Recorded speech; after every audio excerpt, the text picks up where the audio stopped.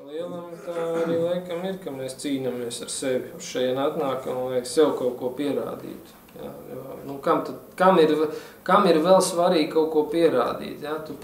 Ja tu vēlies pierādīt kādai sievietei vai kādam citam kaut ko rezultātā, tu jau to dari, lai sev pierādītu. Jā, tikai caur to kaut kādu viņa redzējumu tu vēlies, lai viņš tevi atzīst. Un tad tu jutīsies sev kaut ko pierādījis, tā ka viņš būs tevi atzinis par kaut ko. Jā. Nu, tādā, tā kā visu laiku mēs cīnamies paši ar sevi, jā, grozies kā grib. Jā, un tas moments ir, es tev piekrītu par tām visām sieviešu, vīriešu padarīšanām. Mums tāds vīriešu aplis būtu jau vispār ideāli, tā mums tur tas sieviešu aplis tagad, tur meitenes, kas ir saņēmušās un organizē, būtu jau vispār ideāli to visu likt kopā, gan vīriešus, gan sievietes, un tad salikt kopā un tad rādīt, kā tas viss notiekās, ja? Bet, nu, lai mēs vispār saliktos kopā, tā ideja par tiem vīriešu apļiem sākumā bija tieši tā, kā tu teici, ka es uzskatu, ka esam ļoti daudz ko aizmirsuši un pazaudējuši, kas vīriešiem jādara, un tieši tas pats arī sievietēm, arī savas lomas un kvalitātes arī viņas ir pazaudējuši.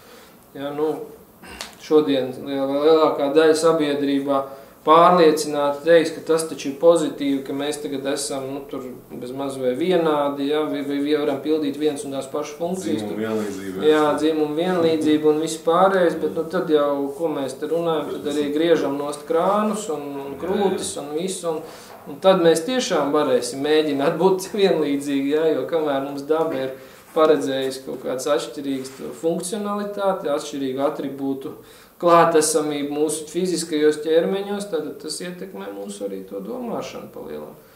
Jo, nu, man liekas, ka visi šeit jau saprot, ja tev tas materiālā plānā ir izpaudies, nu tā tad tev galvā tas arī kaut kā izpaužās, ja, nu tās tie procesi, tev ir krāns, un tā tad tev galvā arī ir krāns, ja, vai kaut kā tā līdz tev nav krāna, tad tev galvā nav krāna, ja, apmēram tādā veidā, nu, un ja mēs to visu tā savēlkam kopā, jā, arī taisnība, jā, ka tas arī ir tas, kas mums pieklibo, mēs vairs nezinām, ko mums darīt patiesībā, mēs esam tik tālu aizgājuši no tām, kā es saku, no tiem pirmajiem etaloniem kādiem varbūt bija jā, mēs tur varam, tur bišķi atkāpi kaut kādu, tāpēc ģimenes ietvaros, tur vīrs pieskata bērnus kādu reizi, tur nomazgāt raugus vienreiz varbūt, vai uztais paēst, vai vēl kaut ko tur izdara, jā, bet, ja mēs tā ņemam kopumā, ka tas viens no izņēmumu gadījumiem, ja, ka viņš jau pārtop par tādu ikdienišķu normu, tad jau tas liecina, ka tur ir kaut kāda nobīde.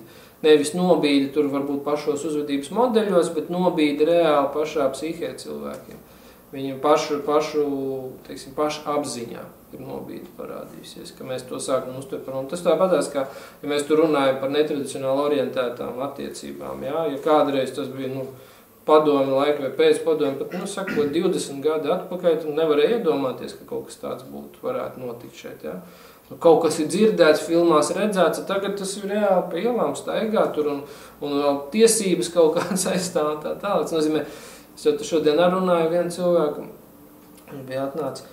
Es saku, tu iedomājies, cik mēs ātri degradējam un mēs nesaprotam vispār kādā tempā tas process viss notiek. Tas ir, es saku, pagāja nepilni 20 gadi, varbūt 25 gadi, ka mums bija pilnībā cita domāšana, pilnībā cits uztvere un mehānismi, kā mēs izprotam pasauli. Pagāja 20 gadu un mēs jau pieņemam ļoti daudz lietas kā normu. Nozīmē, cik ātri ar mums manipulē, cik ātri ar mūsu pārprogrammē un mūsos liek iekšā kaut ko, kas ir pretdabisks patiesībā. Ja, jo visas tās lietas, viņas ir, zināmā mērā pretdabiskas. Tas, ar ko mēs šodien nodarbojamies kā vīrieši un sievietes, kā sievietes ir kā nodarbojas, ja, ar nesavām lietām.